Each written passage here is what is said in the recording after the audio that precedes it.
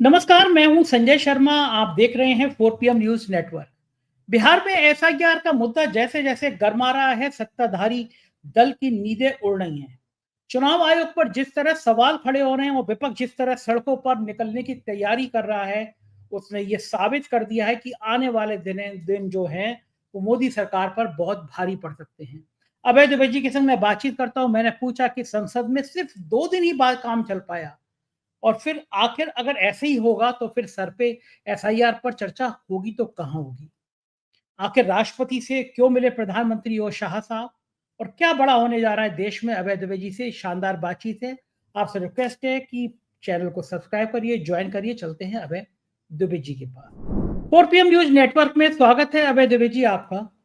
संसद सत्र जब से शुरू हुआ केवल 2 दिन चल पाया, पहलगाम और ऑपरेशन सिंदूर।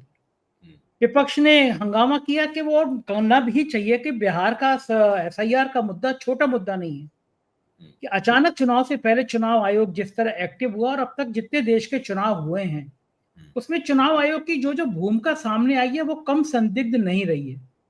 और वो हंगामे के कारण हर बार विपक्ष स्थगित, विपक्ष के हंगामे के कारण सरकार कहती है हम सदन चला नहीं पा रहे हैं, जबकि सदन चलाना तो सरकार की जिम्मेदारी होती है, उसी का कर्तव्य है भाई।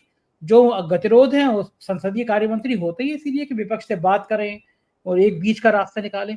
क्या इस पार्टी में 2014 के बाद से संसदीय कार्य मंत्री की भूमिका खत्म हो गई है, या फिर सारी भूमिकाएं मोदी जी ने खुद ही रख ली हैं और वो विपक्ष से बात करना नहीं चाहते?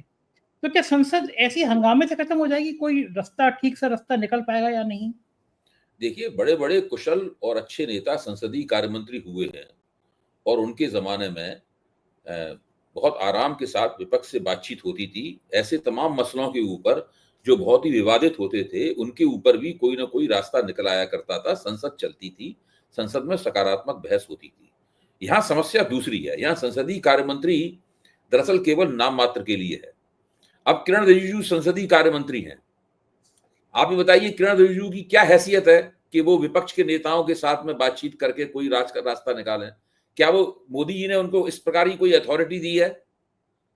भाई, आपको संसदीय कार्य मंत्री को अथॉरिटी देनी पड़ेगी ना पहले कोई, कि अगर वो कुछ कह आए, वो विपक्ष को कोई आश्वासन दे सके। कोई कोई अथॉरिटी नहीं है। विपक्ष ये अच्छी तरीके से जानता है कि जो पीठासीन अधिकारी बैठा हुआ है, जिसको स्पीकर बोलते हैं, लोकसभा में भी सभापति बोलते हैं, यहाँ जो स्पीकर बोलते हैं, ये पीठासीन अधिकारी ही हमको सवाल नहीं पूछने देगा। राहुल गांधी शिकायत करते रहते हैं, भाई मैं विपक्ष का नेता हूं लेकिन हमको बोलने नहीं दिया जाता। इनका काम ही है केवल हमको चुप कराना। अब धनखड़ साहब तो इस्तीफा देकर निकल लिए, लेकिन धनखड़ साहब का क्या काम था? धनखड़ साहब का काम ही ये था कि विपक्ष जैसे ही बोले उनको चुप कराने लगना, और वो सरकार से पहले ही विपक्ष की बातों का जवाब देने लगते थे। ये हालत थी। तो इस तरह के पीठासीन अधिकारी, अब हरिवंश नारायण जी जो हैं, एक जमाने में प्रभात खबर के संपादक हुआ करते, तब मेरी उनसे एक बार मुलाकात भी हुई थी। तब से अब तक उनकी गंगा जमुना बहुत ज्यादा बह चुकी है और पता नहीं है कि अब वो क्या से क्या हो गए हैं। अच्छा, अब आप ये सोचिए, जब इस तरह के पीठासीन अधिकारी हैं, उस वक्त विपक्ष इन लोगों से क्या उम्मीद करे? अच्छा, अब जहां तक बिहार में जो सघन मतदाता सूचियों के सघन पुनरीक्षण का मामला है, आप जरा सोचिए कि सबसे बड़ा इसमें प्रश्न ये है कि आखिरकार ये क्यों करवाया जा रहा है? अभी अभी अभी अभी जनवरी के अंदर मतदाता सूचियां दोबारा तैयार हुई थी, मतदाता सूचियों में संशोधन हुआ था और उस पर चुनाव आयोग ने अपनी मोहर लगाई थी। अच्छा, तब ये जो अभी करीबन इतने लाख लोगों का देहांत हो गया, इतने लोगों की दोबारा दो बार उसमें नाम आए इतने लोगों के, या इतने लोग अपने पते पे, अस्थायी पते पे उपलब्ध नहीं है। क्या राजीव कुमार जी ने इन चीजों को नहीं खोजा था? राजीव कुमार जी जिस वक्त मुख्य चुनाव आयोग थे, उन्हें ये चीजें उस वक्त खोजनी चाहिए थी। अच्छा, अब आप देखिए, ये कहते हैं कि हम विदेशी नागरिक घुसाए हैं बिहार में, हम उनको मतदाता सूची में घुस गए हैं साजिश करके, हम उनको हटाना चाहते हैं। अभी तक उन्होंने जितने मत काटे हैं मतदाता सूची में से, उनमें एक भी विदेशी नागरिक नहीं है। चुनाव आयोग ने अभी उस कैटेगरी का जिक्र ही नहीं किया है कि वहां कोई विदेशी नागरिक है। अब आप सोचिए, सीमांचल का जो पूरा इलाका है, जो 4 जिले इसके अंदर आते हैं, इन 4 जिलों में ज्यादातर मुसलमानों की आबादी है। ये इलाका बांग्लादेश से, इसकी सीमा बांग्लादेश से लगी हुई है ही नहीं। इसकी सीमा नेपाल से लगी हुई है, और नेपाल तो मुसलमानों के लिए जाना नहीं जाता। अच्छा, और 2024 में शेख हसीना की सरकार का तख्ता उलटने से पहले जो नेपाल, जो बांग्लादेश की जो पर कैपिटा आमदनी थी वो भारत से 4 गुना थी, क्योंकि वहां पे एक टेक्सटाइल बूम आया हुआ था। तो कोई बांग्लादेशी जो 4 गुना आमदनी का भोग कर रहा है वो भारत में घुसपैठ क्यों करेगा? सही बात है। यहां पे क्यों घुसपैठ करेगा? मरना है उसे कि घुसपैठ करेगा? अपने पैरों में कुराड़ी मारेगा जो घुसपैठ करेगा? यही कारण है कि सीमांचल के 4 जिलों के उन्होंने 1.5 सवा 1.5 लाख वोट काट दिए उन्होंने मुसलमानों के, ये सही बात है, लेकिन उनमें कोई भी ये कह के नहीं काटा कि ये बांग्लादेशी है। वो वोट जो काटे गए हैं उन पे भी बहस होनी चाहिए, उन पे भी आपत्तियां दर्ज होनी चाहिए, उनकी भी जांच पड़ताल होनी चाहिए, मैं उससे नहीं इनकार कर रहा हूं, लेकिन उनमें कोई बांग्लादेशी नहीं है। अभी तक ज्ञानेश कुमार जी ये नहीं कह पाए कि बिहार में कोई उन्हें बांग्लादेशी मिला है, जबकि एसआईआर करवाने में मुख्य तर्क ये था कि बांग्लादेशियों को हटाना है यहां से, यहां घुसाए हैं बांग्लादेशी।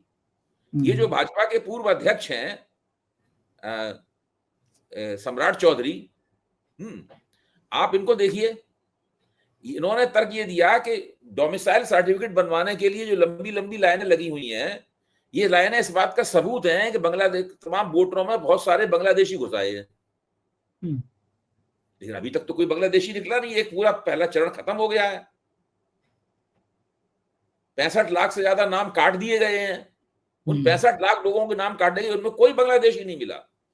तो जिसको ये जो शगुफा था बांग्लादेश का, इसका पर्दा पूरी तरीके से फाश हो चुका है।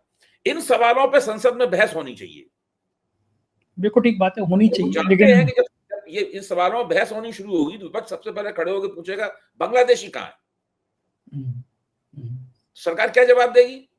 अगर चुनाव आयोग कह देता भाई 10-5 बांग्लादेशी मिले हैं, 100-200 मिले हैं, 1000-500 मिले हैं, तो कम से कम कहने के लिए होते कि इतने बांग्लादेशी थे, हमने निकाल दिए, देखिए। अच्छा, और अगर सारा फोकस सीमांचल के इलाके पे ही था कि भाई यहाँ पे बांग्लादेशी घुसाएंगे, तो पूरे बिहार में कराने की क्या जरूरत थी? उन 4 जिलों में ही करा लेते। हाँ, फोकस तो वहीं रख के काम चल जाता। लेकिन मकसद तो बांग्लादेशियों के नाम पे मुसलमानों को मैसेज देना था ना कि हम पूरे देश में ये करेंगे। देखिए, आप असली, मैं तो ये कहता हूं कि अभी तक इन्होंने जो किया वो किया, और उसके ऊपर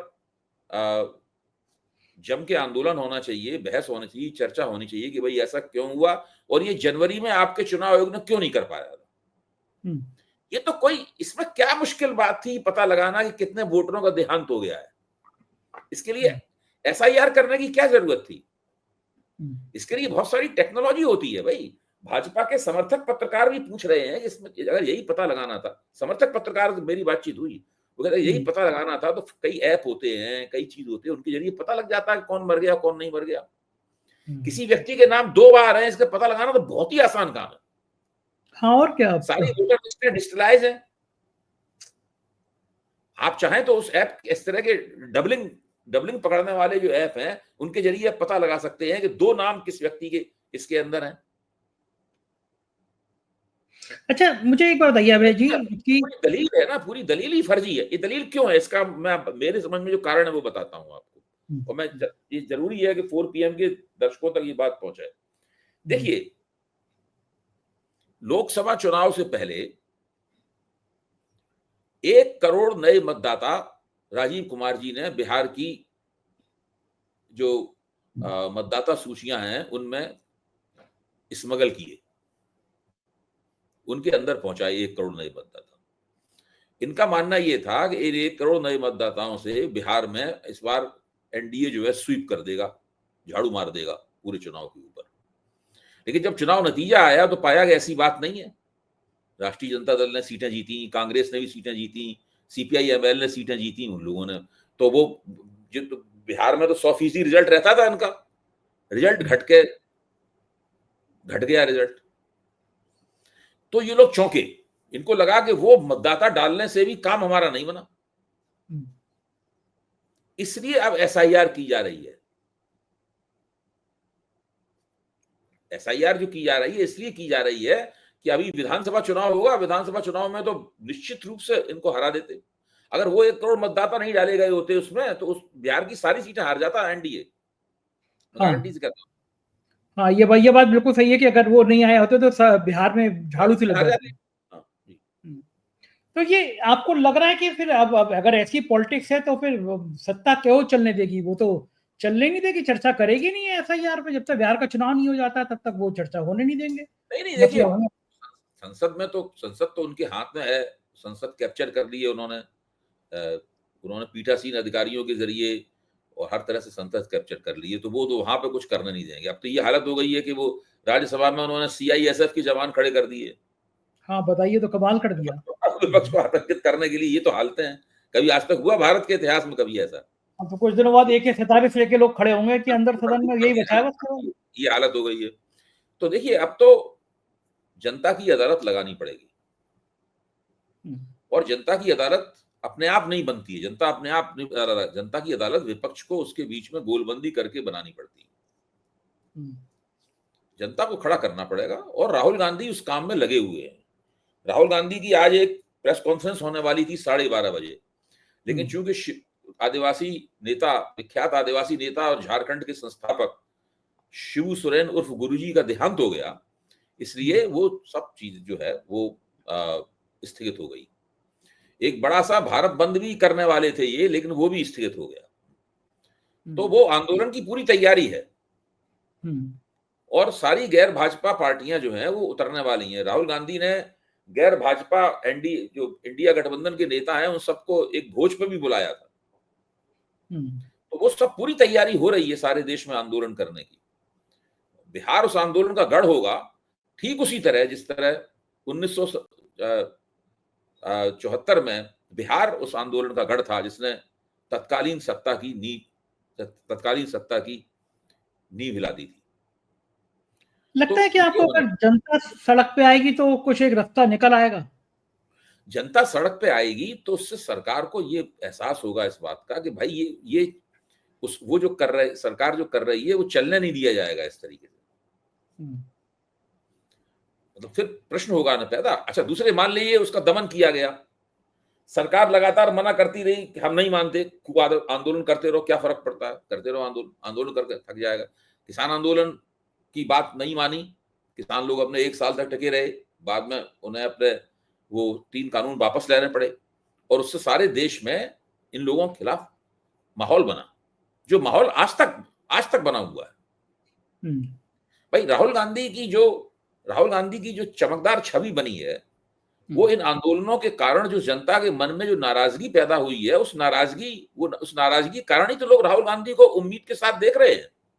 ठीक बात है। मोदी जी की दाढ़ी तो पहले की तरह खूबसूरत है। हाँ, सही बात है। उनके कपड़े भी पहले की तरह खूबसूरत है। उनके भाषणों की लफ्फाजी भी पहले की तरह खूबसूरत है। उनका झूठ भी पहले की तरह खूबसूरत है।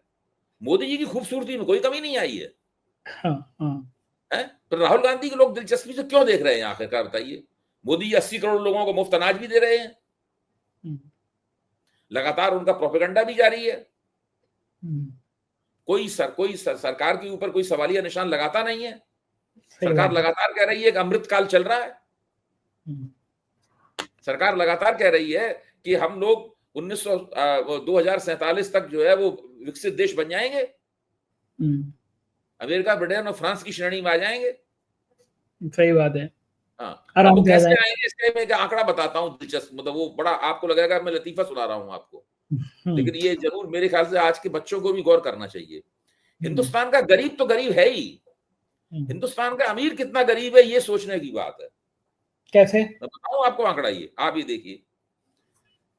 देखिए, भारत की आबादी के जो ऊपर का 1% है उसको माना जाता है कि वो अल्ट्रा रिच है, बेतहाशा अमीर है। आप जानते हैं उस 1% में आने के लिए आपको कुल कितने रुपए कमाने पड़ेंगे? 1.5 करोड़ रुपए। कैसे? 1.52 करोड़ रुपए अगर आप कमा लें तो आप भारत की आबादी के 1% के हिस्से बन जाएंगे, उसमें आपका शुमार होने लगेगा। यानी जो अल्ट्रा रिच क्लब है उसमें नीचे के स्तर पे आप रहेंगे, क्योंकि उसमें हजारों करोड़ के लोग भी हैं, लेकिन 1% लोग जो हैं, यानी भारत के 14 करोड़ लोगों में आपका शुमार हो जाएगा अगर आप केवल 1 करोड़ 52 लाख रुपए कमा लें। अगर आपकी संपत्ति 1,52,00,000 रुपए हो जाए तो आप अल्ट्रा रिच मान लिए जाएंगे। लेकिन दुनिया में जो लोग अल्ट्रा रिच हैं उनकी क्या हालत है? अगर आप स्विट्जरलैंड में अल्ट्रा रिच बनना चाहते हैं तो आपको 71 करोड़ रुपए कमाने पड़ेंगे, कम से कम, न्यूनतम। अगर आप अमेरिका में अल्ट्रा रिच कहलाना चाहते हैं तो आपको कम से कम 48 करोड़ रुपए कमाने पड़ेंगे। ऑस्ट्रेलिया में अल्ट्रा रिच अगर आप चाहते हैं तो आपको कम से कम 46 करोड़ रुपए कमाने पड़ेंगे। ब्राजील में भी आपको अल्ट्रा रिच बनने के लिए 3.6 करोड़ यानी 3.5 करोड़ से ज्यादा कमाने पड़ेंगे। आप इससे अंदाजा लगाइए कि भारत का गरीब तो बेचारा गरीब है ही, भारत का अमीर भी गरीब है दुनिया के मुकाबले। मतलब ये हाँ हालत है। ये ये कौन उनका अमृत, ये ये इनका सूची अमृत कहाँ से, काल है। ये सूची कहाँ से आपने बताई है, कहाँ से आई है रिकॉर्ड में ये? ये सूचियां तो पूरे आप नेट पे टाइप कीजिए अल्ट्रा रिच इन इंडिया। अच्छा, ओके, हाँ उसमें हाँ, कैलकुलेशन मैं करा अभी आपको बता देता हूँ कि ये कहाँ से अवेलेबल है। ये देखिए मेरे सामने ही है। हाँ ये बिजनेस टुडे डेस्क की खबर है, ये 10 जून को आई थी। Want to be in India's ultra rich club, you will need 1.52 crore. अच्छा, तो अल्ट्रा रिच में आ जाएंगे आप।